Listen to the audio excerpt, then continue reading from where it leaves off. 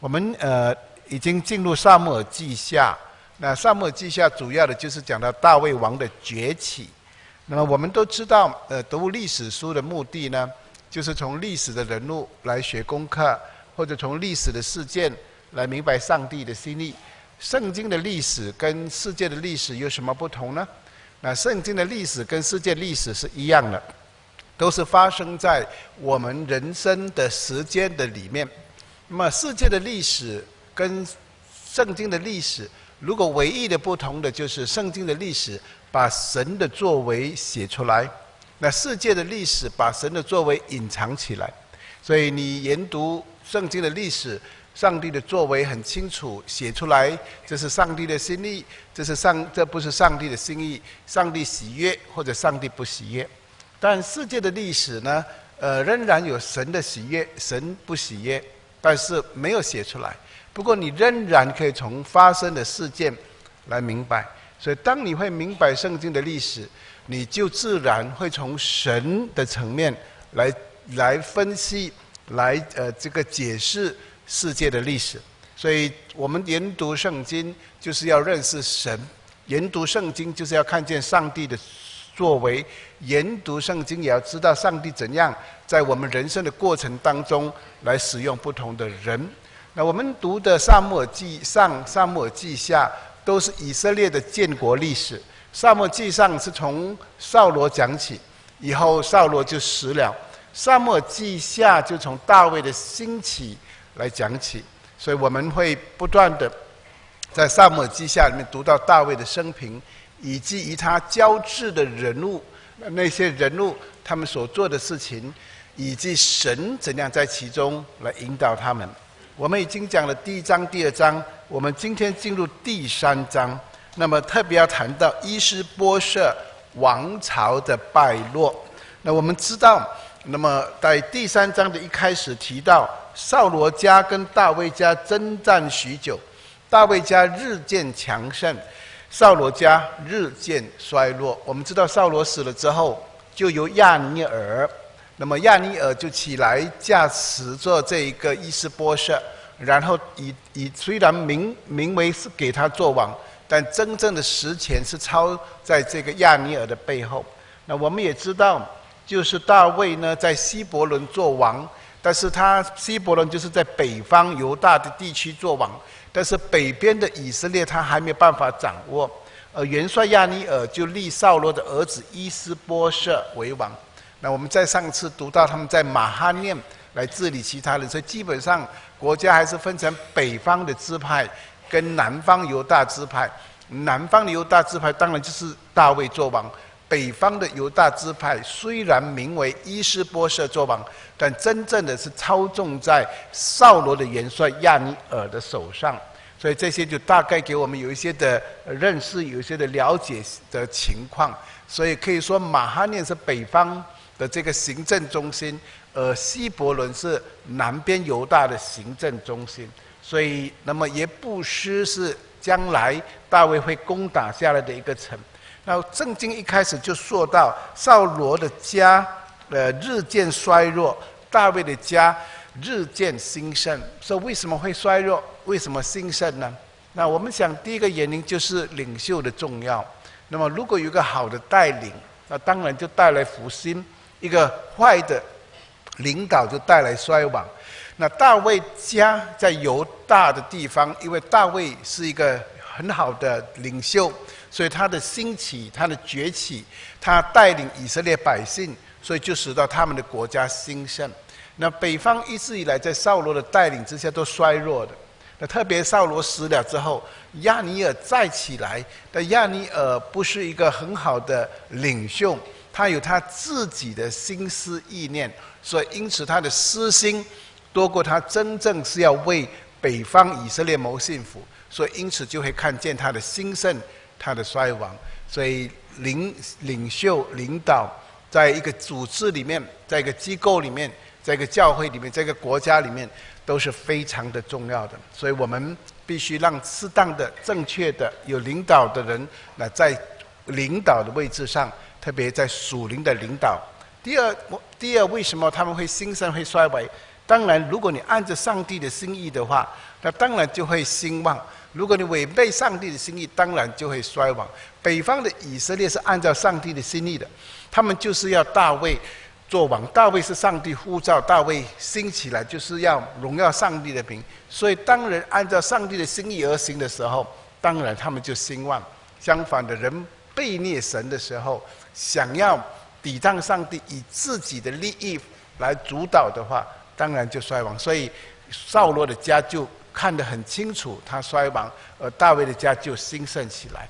这是第一节，就给我们了解，时间一久了之后，扫罗的王朝渐渐的衰微，大卫的王朝渐渐的强大。不过大卫还没有做全国的王，他还只是犹大的王。那从第3章的第2到第5节，就特别交代了大卫在希伯伦所生的儿子。所以他表示他已经到了一个比较稳定的地步，所以在这里提到他生了的这些儿子。所以第2节的上半段说，大卫在希伯伦得了几个儿子。那希伯伦做王的期间呢，大卫一共有6个妻子啊，那么给他生了6个儿女。那我们必须说，多妻是大卫的软弱啊，所以他违背了神。那么他也违背神对婚姻的设计。神对婚姻的设计就是一夫一妻，但是大卫却是一夫多妻。很多人说，为什么上帝没有针对他这个问题？那么在当时候的整个情况，这个问题神没有对付他，因为这个问题本身已经足够给他麻烦了，所以他自己会尝到那个多妻的后果。那么以后你看他吃自己的果子，所以这就是你可以看到，但神并不是同意，神并不是支持。那神一开始从创世纪就知道一夫一妻的。那我们说他违背神，为什么呢？因为申命记17章17节说，王呢也不可为自己多立妃嫔，恐怕他的心偏邪，也不可为自己多计经营。所以你可以从大卫的身上看到他的失败，因为多妻。以后我们还从所罗门的身上看到同样的问题，就是多妻。他多妻的结果当然就多子，所以多妻多子带给大卫的家庭的苦恼这个多妻带来同父异母兄弟之间的嫉妒跟争竞因为不同的妈妈大家都要为自己的孩子谋福利，但是在同一个爸爸的这个管理之下呢，所以儿子之间就产生了竞争。那这些不同的妻子呢，就产生了竞争。当然里面就是非常的很多的问题。所以圣经在第2节的下半段说，长子暗嫩是耶斯列人亚希暖所生的。那长子暗嫩，我们知道这个长子暗嫩后来他强奸他同父异母的妹妹，那么就被同父异母的弟弟怎样亚撒龙给杀了，这是以后的故事。不过我们看第一个儿子暗嫩，就在这个家庭里面，他做了这些伤害了大卫的这个家的事情。那么第3节的上半段，次子基利亚，那么是做过加密人拿拔的妻亚比该所生的。那这个基利亚圣经里面呢，只简单的提过去。我想基利亚因为母亲的智慧，亚比该的智慧，就选择不卷入宫廷的斗争，所以在这几个孩子的竞争的过程当中，你看不到基利亚他安分守己度日平安度日。那么但是第3个儿子亚沙龙是基述王达买的女儿玛迦所生。基述是加利利海东边的一个小国，那大卫很有可能为了政治的原因就合婚了，就政治的这个婚姻了。所以基述王的女儿玛迦呢，就为他生了亚沙龙。那么因为玛迦是外邦人，不是以色列人，所以亚沙龙千方百计也想要用自己的方法登上王位。亚沙龙我们都很清楚，他做了什么事情呢？他设计谋来杀暗嫩。那么他也领军叛变大卫，这些都是他的孩子给他的家庭带来极大的痛苦。那第4节说，次子亚多尼亚是哈吉所生的。那我们对亚多尼亚也有认识，这个亚多尼亚他一心一意当大卫年老的时候，他想要篡位，所以他想要夺取大卫的政权，但是后来不成功，因为这个被发现了之后，那么先知拿单特别提醒大卫得赶快怎样宣布或者设立所罗门来继位，所以他的想要夺取这个政权失败。那么他本来所罗门要杀他，他就跑到圣殿里面去。那么所罗门后来放过他，但是没有想到他自己又什么，又向这个巴示巴求要得到大卫的妾，最后怎样？最后所罗门知道不能够容下他，就把他怎样给杀了。所以这是家庭里面的斗争。第4节提到五子示法提亚是亚比亚他所生，然后第6子以特涅是大卫妻子以哥拉所生。大卫这6个儿子都是在希伯伦生的。那这里提到示法提跟以特涅，圣经中只出现1次，那很有可能他们都早逝了啊，所以也没有牵涉在这个斗争里面。所以你看到在希伯伦介绍了这6个儿子，就是不同的妈妈所生的，一人生1个啊。所以亚西暖、亚比该、马加、哈吉、亚比他、以格拉，所以6个孩子。那么我们看，这是在希伯伦哈，以后还会再增加啊。那么暂时是这样，就是表示他的确可能是平静的时候。那么大卫基本上我们看到他一生，他的确是一个逝者又失败的父亲。那大卫的逝者就是他没有管教他的儿女。这是圣经可以给我们看见的，他从来不叫他的孩子难受的事情，做任何事情叫他孩子难受，就是他不管教他的孩子。另外他没有树立生命的榜样，他自己的软弱以后进入这个家庭里面，所以这一段的圣经就让我们看见大卫的家庭，大卫的困难。所以大卫基本上他是合神心意的人，不过不是每一样的事情他都做得很好。这是告诉我们，人都是软弱的，人并不是完全的。这是大卫的家庭背景的介绍。那紧接着下来我们要看到的就是伊施波设跟亚尼尔之间的关系。伊施波设怎样训诫亚尼尔？好，第6节我们一起读：扫罗家和大卫家征战的时候，亚尼尔在扫罗家大有权势。好，这一节就告诉你，亚尼尔在北方，他其实是利用伊施波设来掌控他的王权。所以亚尼尔是为自己的夺取政权，他驾持着软弱又残废的这个伊施波设，又立他做王，是要叫所有的人都听他，其他个支派都听他的。所以基本上他统管了什么？全国。因为伊施波设是软弱又无能的。那圣经在第7节就说了，我们再读：扫罗有一个妃嫔，名叫利斯巴，是艾亚的女儿。一日，伊施波设对亚尼尔说：“你为什么与我父的妃嫔同房呢？”那我们都知道，古代的奖项如果夺取王权，都是以跟君王的妻妾同寝为表记，宣告王位已经属他。所以亚尼尔实际上是掌权，所以因此他觉得跟扫罗的妾来同寝乃是合法合理的事情。但是我们知道亚尼尔基本上他不是王，他仍然是一个元帅，所以他身为臣仆而如此行，就是不忠跟叛国。所以伊施波设看出亚尼尔的权力已经太大了，所以他怎样？他公开指责亚尼尔。所以在第8节我们读：亚尼尔因伊施波设的话就甚发怒，说：“我岂是犹大的狗头呢？我恩待你父扫罗的家和他的弟兄朋友，不将你交在大卫手里。今日你竟为这妇人责备我。”所以亚尼尔就发怒：“我岂是犹大的狗头呢？”这句话什么意思？就是我岂是私通犹大的卖国贼呢？所以基本上亚尼尔否定，他反驳伊施波设，否认他有篡位的图谋。而同时他向伊施波设发怒的原因，是因为他认为王位是他给了伊施波设的，而伊施波设现在竟然转来责备他，所以亚尼尔非常的不服。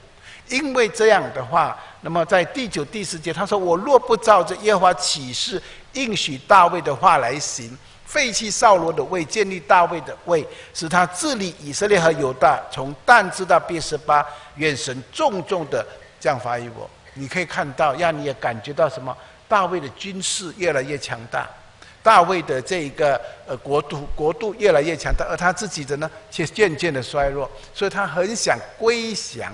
不过，促使他归降、采取行动的呢，不是其他的原因，而是因为他跟伊施波设怎么不合。那么我们可以看到，虽然伊施波设责备了他，但是当亚尼尔发怒的时候，圣经怎么说？伊施波设惧怕亚尼尔，不敢回答一句。那伊施波设指责这个亚尼尔对还是不对？当然是对。不过他已经没有道德的力量来支持自己的威望。那这是当时候整个以色列的国的特色，他们都缺少道德的支柱。所以以色列以后的400年中，祸乱的根源就是这样。每个人都知道不对，但没有人敢站起来说话，没有道德的勇气，没有道德的力量。当没有道德跟没有勇气、没有道德力量的时候，邪恶就怎样？邪恶就兴起，这是肯定的。所以你看，伊施波设不敢进一步的来为他所讲的信念站立起来。所以当我们知道我们一定要持定对的信念，特别对抗错误的时候，你面对反对的势力是需要什么？是需要勇气的。当我们指责错误的时候，你不可以畏惧人的反对，因为你畏惧人的反对，你就不敢把你的信念表达出来。同时，我们不要轻易放弃自己的立场，在信仰的道路上，这一点很重要。特别我们有圣经的标准，当圣经成为我们的此的这个判断的标准的时候，我们要知道是就是是，不是就不是，对就是对，错就是错。我们不能妥协，我们不能够因为道德上缺乏勇气，我们就沉默不说话。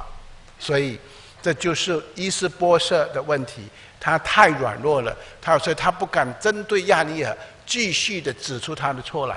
那当然亚尼尔的心就跟他相反了，当亚尼尔就决定要去跟大卫和谈，去靠拢大卫了。所以接着下来的12、13节，我们就知道亚尼尔跟大卫的和谈。好，我们一起读：亚尼尔打发人去见大卫，替他说：“这国归谁呢？”又说：“你跟我立业，我必帮助你，使以色列人都归服你。”大卫说：“好，我与你立业，但有一个条件，你来见我面的时候，若不将扫罗的女儿米甲带来，必不得见我的面。”那亚尼尔去说什么？他说：“我帮助你，使以色列都归服你。”但是之前呢？之前为什么他不帮助大卫？为什么现在要帮助大卫？他其实都知道的，因为他知道这个北国是没有前途的，这个时候扫罗的王朝是没有前途的，所以他想要靠拢大卫，他完全为自己着想。但同时大卫说：“好啊，大卫也看清楚了局势，我就跟你立业吧，与其跟你相对造成内战，不如我跟你立业。”不过很特别的，他却有一个要求：你来见我面的时候，若不将扫罗的女儿米甲带来，必不得见我的面。为什么他还要找回米甲呢？这是他立业的条件。我们不要忘记，他在希伯伦已经有6个妻妾了，啊，那为什么要亚尼尔把米甲带来呢？所以，大卫是有问题的啊。那么，大卫要伊施波设把米甲带回来，那原因是什么？原因是我们就读14到16节。大卫就打发人去见扫罗的儿子伊施波设，说：“你要将我的妻米甲归还我，她是我从前用100非利士的羊皮所聘定的。”好，14节的时候，我们就知道他提到我从前用100非利士羊皮所聘定的。我们都知道大卫跟扫罗见面的时候，扫罗对他说：“如果你能够杀敌的话，你能够把非利士人杀了的话，我就把米甲给你做妻子。”当时候的大卫很愿意娶米甲，所以他就去跟非利士人怎么打战，所以用了100个非利士人的羊皮，把这个妻子聘回来。所以现在他认为，既然是这样，他应该要讨回这个米甲。那么我们看到的就是说，为什么他要讨回米甲？那第一个原因是，也许他仍然爱米甲，他曾付代价聘回来的，就是他过去曾经打战赢回来的，这是第一个可能的原因。第二个可能原因呢，他要公告世界上的人，他对扫罗没有怀恨，而且会善待米甲。虽然这个米甲是扫罗的这个女儿，虽然米甲是他仇敌的女儿，但是他愿意怎样？他愿意告诉世界上的人，我不存在苦毒，我要继续善待他。那第三个原因，他要以驸马爷的身份，合法的承继什么？扫罗的王位。所以他是扫罗的女婿，现在扫罗的儿子们都死了，所以他当然他要继位来作为他的这个北国的王，所以是很合法的这个王位，所以这是他可能的原因。但真正的原因呢？你到天上才问他。好，当年为什么你还要米甲回来？你到底是什么？你跟米甲也不是感情很好吗？因为以后你会看到他跟米甲之间什么有矛盾啊。那么他要回来，他有这个权利，他是因为他的确是他的妻子，而且他并这是当年扫罗硬意把米甲抢回去，然后归给别人的，所以他按照常理他是有权利带回来的，所以他就这样的要求。所以我们也看到亚尼尔他们那一边，伊施波设那边也同意把米甲就给他。所以16节，米甲的丈夫就跟着他，一面走一面哭，只跟到巴户琳。亚尼尔说：“你回去吧。”帕铁就回去了。这15节是说，伊施波设打发人去，将米甲从拉亿的儿子她丈夫帕铁那里借回来，所以他又把她送回去。所以米甲的丈夫就跟着她，就把她送回去给大卫。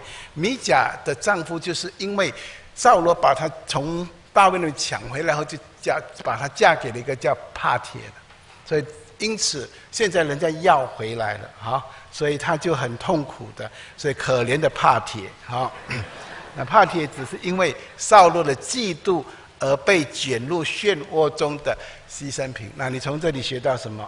什么人生的功课？别人的东西不可以拿，别人的妻子不可以娶，这是后果很可悲的，这就是你可以看到帕铁就在卷入这样的一个很可怜的环境的当中，但是大卫既然要把米甲拿回来，帕铁也没有办法，所以就把这个米甲送回，作为他们和解的条约。那么接着下来，亚尼尔他既然已经答应，亚尼尔答应大卫要把北国带给他，所以他要进一步做工了。所以亚尼尔就去游说便雅悯支派的人来支持大卫。好，我们看17、18节一起读。亚尼尔对以色列长老说：“从前你们愿意大卫做王治理你们，现在你们可以照心愿而行。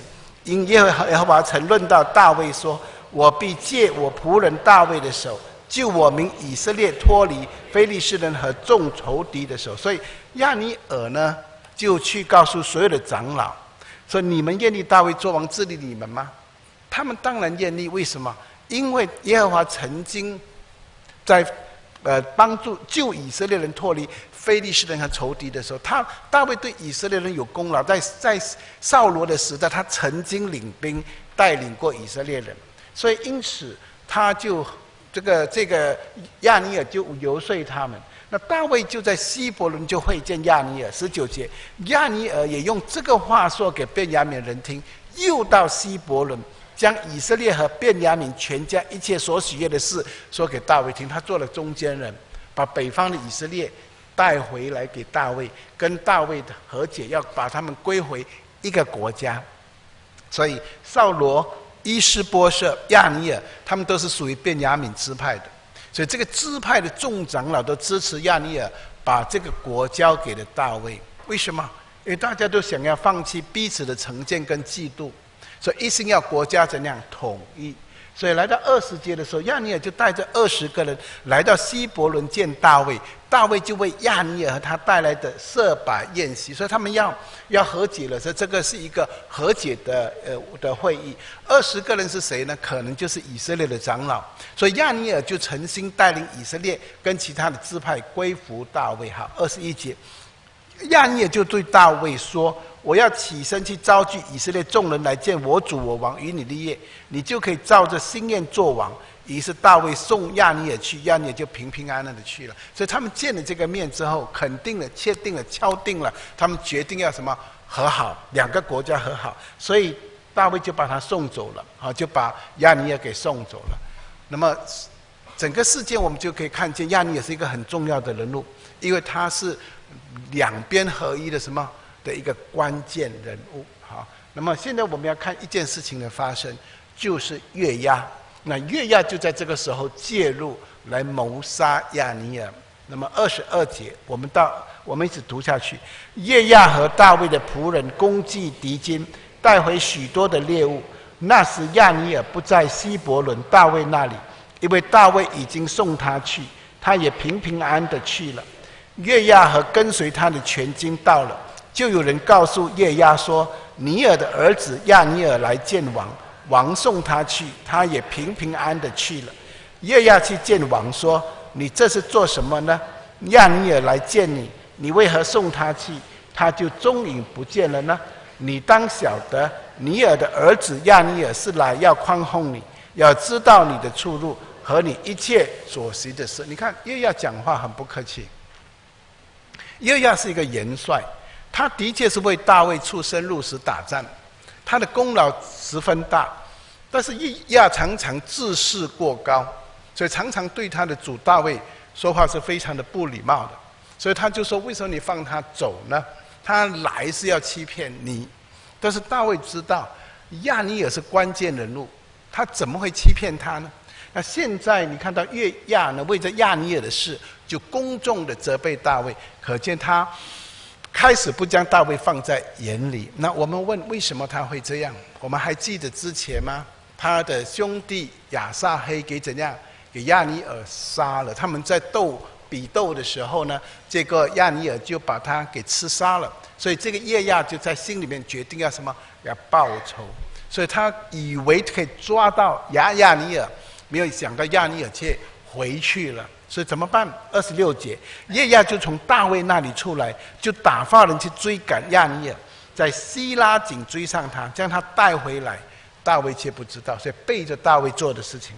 27节，亚尼尔回到希伯伦，约押领他到城门的瓮洞，假作要与他说机密的话，就在那里刺透他的肚腹，他便死了。这是报杀他兄弟亚撒黑的仇。所以约押就把亚尼尔给刺杀了。亚尼尔的功夫是很好的，如果不是没有预防的话，这是在完全他想不到的情况下才把他杀了。如果真的要单打独斗的话，约押未必会可以跟亚尼尔斗，但是他就用这种谋杀的方式把他给刺杀了。而约押刺杀亚尼尔，为什么？为他的兄弟报仇。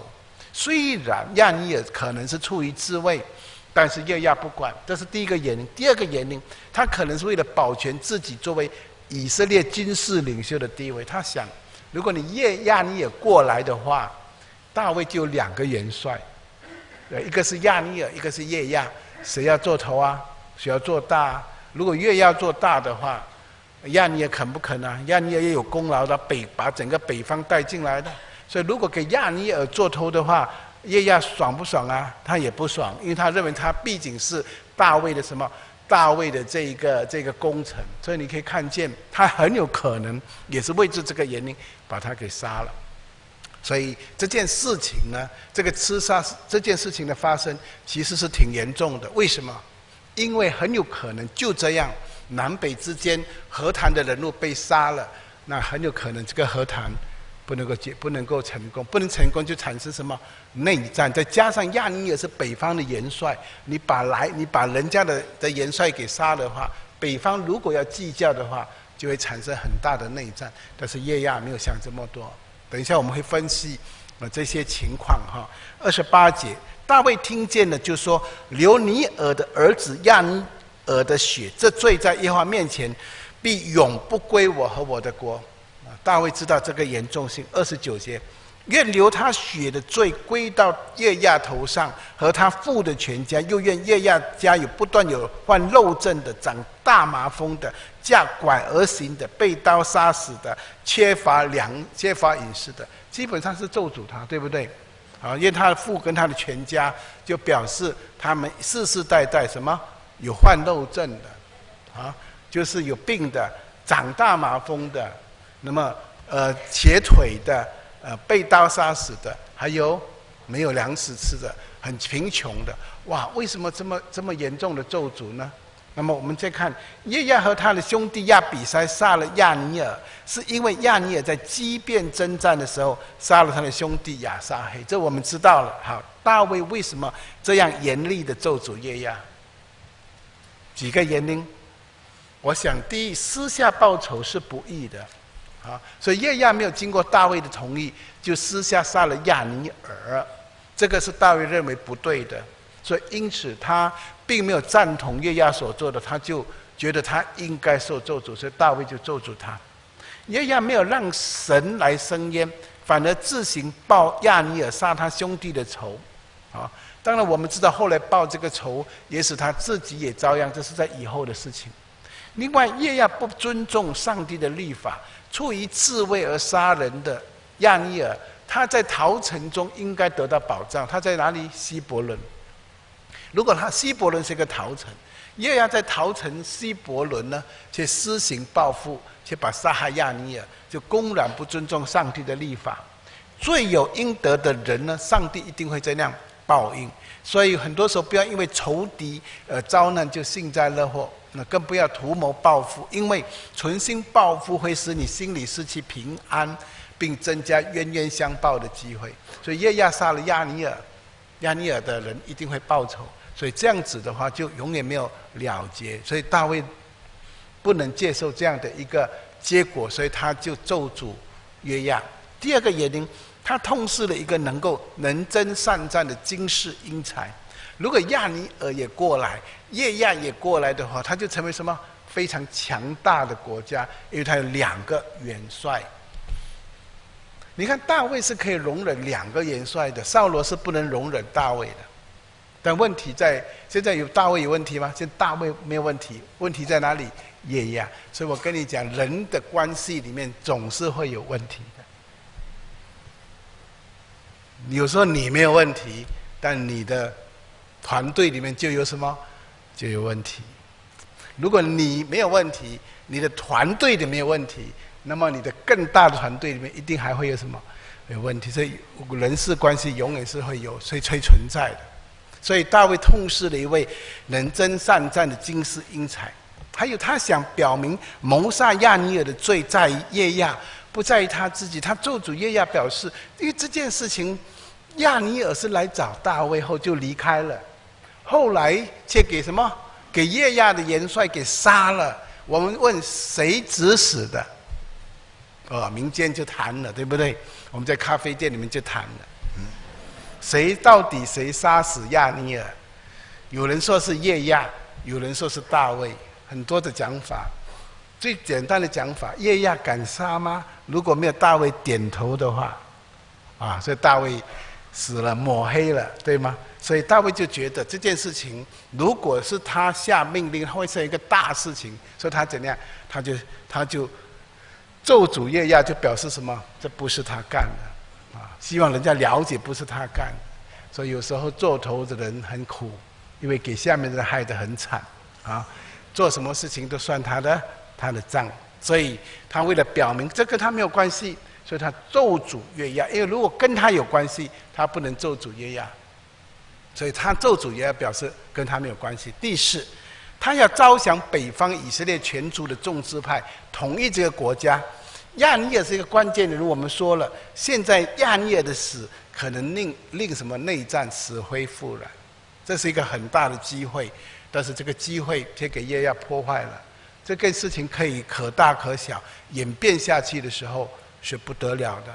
所以大卫就觉得事态严重，就咒诅约押。第五，约押破坏了大卫保护亚尼尔的约定，因为他既然立业的话，就决定要保护他，但是没有想到却给自己的人给杀了。因为亚尼尔也冒着生命的危险来弹劾，如果北方的地方有人不服的话，他可能也把亚尼尔给杀了。但是他答应保护他，所以现在这些全部破坏了。这就是为什么他要咒诅约押。那接着下来我们要看到就是大卫就为跟百姓为亚尼尔哀悼。好，31我们读下去。大卫吩咐约押和跟随他的众人说：你们当撕裂衣服，腰束麻布，在亚尼尔关前求哀哭。大卫王也跟在关后，他们将亚尼尔葬在希伯伦，王在亚尼尔的墓旁放声而哭，众民也都哭了。所以大卫就对约押说：你跟其他的人都要什么？都要撕裂衣服，腰束麻布，在亚尼尔的棺材什么前面哀哭。而大卫王什么在棺材的后面？什么叫在棺材的后面呢？就是他在整个灵柩的后面来哭，就表示丧礼是什么？是他主持的。他替这个亚尼尔来主持，那类似可能他们的国葬，那给他很厚的葬礼。但是他对约押的要求是什么？大卫为什么要吩咐约押为亚尼尔哀哭呢？现在你杀了他，你就哭吧，为他哭吧。约押哭得出来吗？约押一直笑，怎么哭？对不对？但是现在大卫说你也得哭，真哭假哭你得什么？你得哭。为什么？至少可能很少人知道真正的凶手是谁，所以就不可能也不会怀疑到约押。而且大卫也不想再惹麻烦了，不要让人家再猜测，就叫他说你哭吧，而且你应该为他哭的。所以33节，王为亚尼尔就举哀说：亚尼尔何竟像愚顽人死呢？你手未曾捆绑，脚未曾锁住，你死如人死在罪孽之辈手下一样。于是众民又为亚尼尔哀哭。所以他真的是哀哭，为他哭，而且讲这些话。为什么要讲这些话？讲给谁听啊？讲给北方的人听因为北方10个支派听见大卫这样的哭的话，他们相信亚尼尔的死是不跟他什么，跟大卫没有关系。而且这个大卫这样子的悲哀，就表示什么？他让北国人知道他不是没有任何的阴谋在其中，所以不会破坏那个合一。35节，日头未落的时候，众民来劝大卫吃饭，但大卫起誓说：我若在日头未落以前吃饭，或吃别物，愿神重重的降罚于我。就大卫很诚恳的在那里哀悼。36节，众民知道了就都喜悦，凡王所行的，众民无不喜悦。他们哭得稀里哗啦，这个百姓很高兴。什么原因啊？他不要吃，百姓很高兴。他悲哀，百姓很高兴。为什么？为何大卫在跟随他人哭得稀里哗啦，众民知道了就都喜悦？难道他喜欢看哭戏吗？什么原因？其实他们为什么喜悦？因为这个表现，这样的表达，就告诉你这句话是指百姓看到大卫那么哀动，明白不是他受意杀人，就放心了。百姓也是怕什么？大卫是动手杀亚尼尔的，他是主凶。现在看到他的情况，很肯定他不是主凶，所以他们放心了。不是你做的就好了，其他人做都可以解决，你做就麻烦了。这不是你做，他们就很欢喜了。这是百姓的心。好，37、38节。那日以色列众民才知道，撒尼尔的儿子亚尼尔并非出于什么王的意思。王对臣仆说：你们岂不知今日以色列中死了一个做元帅的大丈夫吗？所以我们看到约押基本上是一个老粗，他只知道为自己报仇，他不知道亚尼尔的角色对统一国家非常的重要。所以如果北方10个支派跟亚尼尔的死归咎大卫，南北就统一不了了。所以39节，我虽然受膏为王，今日还是软弱。这贤路亚的2个儿子比我刚强，愿耶和华照着恶人所行的恶报应他。好，我们要注意这句话。这句话是大卫很无奈讲的一句话。这句话是给你看见，大卫虽然是一个很伟大的勇士，但是他也有什么？也有很多困难是不得已的。这里他说：“我虽然受膏为王，受膏为王，我有权柄啊，我有能力啊，我很大啊，但是今日还是软弱。为什么？为什么软弱？这贤鲁雅的2个儿子，他的说，贤鲁雅是他的姐姐的孩子，贤鲁雅他姐姐的2个孩子，他的外甥怎样？比我刚强，在哪一方面比他刚强呢？以后我们会看出他为什么会说他比他刚强？比他刚强的意思就是他拿他没办法，拿他没办法。愿耶和华照着恶人所行的报应他。那么我们看到约亚谋害亚尼尔，显明根本不服王法。大卫虽然不满他的恶行，却容许他不受惩罚。为什么？约亚现在这样子做是不对的，但是大卫拿他没办法。为什么？第一，因为处罚约亚，军队可能会造反；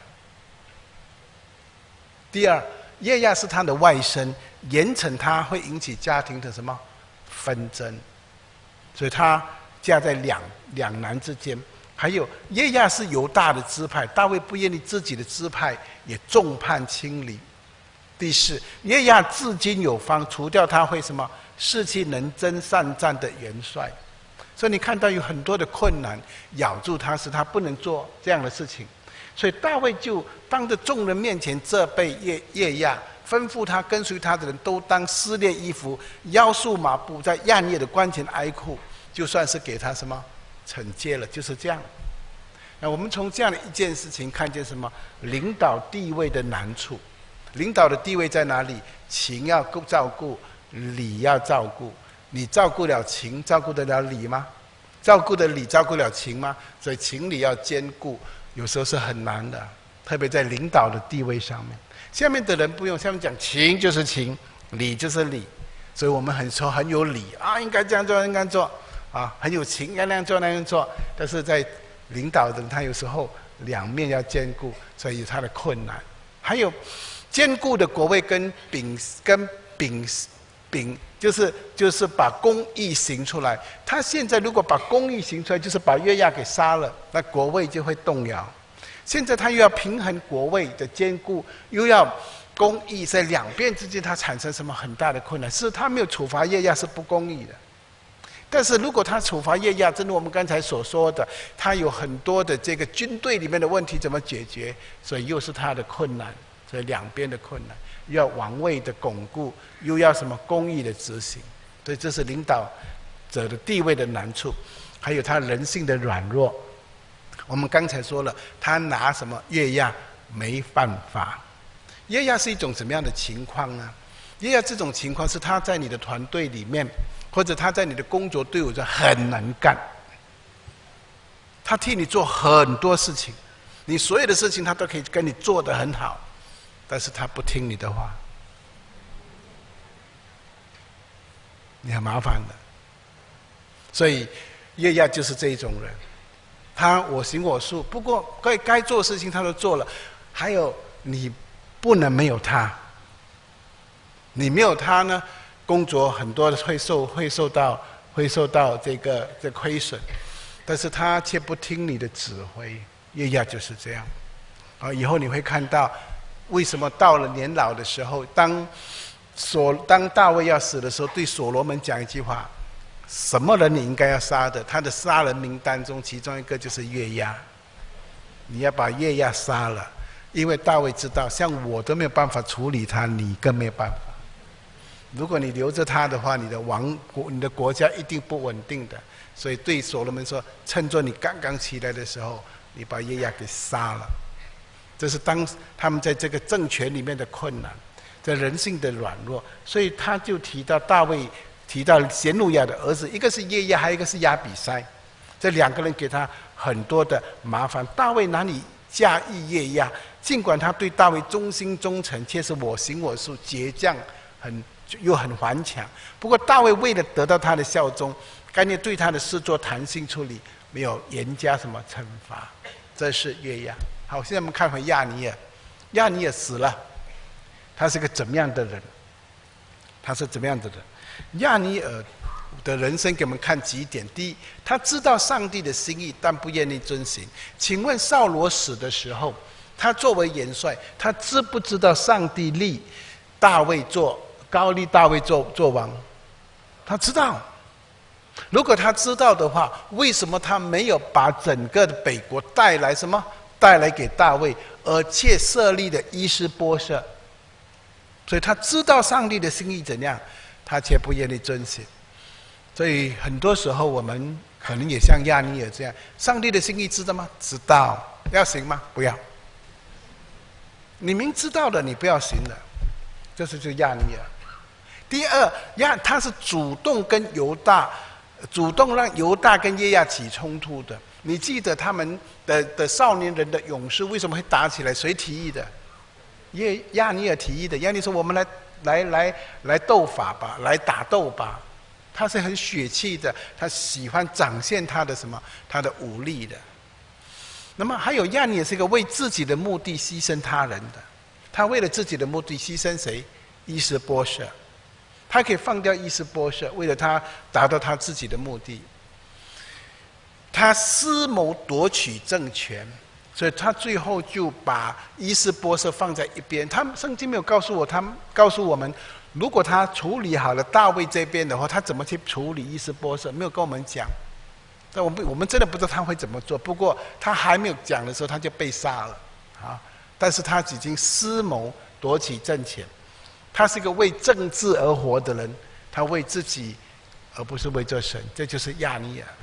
所以亚尼尔算是一个不忠心的仆人。我们还记得大卫拿走扫罗的枪和水瓶的时候说，他不是一个忠心的仆人，明知大卫就在附近，却没有好好保护扫罗，也没有派人值更守夜。还有在战场上，扫罗跟儿子们都战死了，他却可以全身而逃，全身而退。这样的元帅只顾自己的性命，算不上是个忠心的人。物以类聚，大卫不敬畏神，跟他在一起的人也不敬畏神，所以只求满足私欲，扩张权势。所以这种不敬畏神的仆人，哪里会好好服侍他的主人呢？所以扫罗不敬畏神，不仅害了他自己，也连累了他的儿孙。那大卫在这件事情上有没有失误呢？大卫的失误就是想利用亚尼尔的权力而妥协，结果带来长远的不利。同时无法应付约押，明知约押犯错，却什么不敢正法这些都是我们可以看到这些软弱。撒母耳记下第3章给我们什么人生的功课？第一个人生的功课，妻子一个就好了。好，真是事实。你可以从大卫的身上看得很清楚啊。第二个人生的功课，知道神的心意就要怎样，就要去遵行这是最好的。因为既然是上帝的心意，我们就遵行。第三教导我们的就是完全的顺服神。那因为这个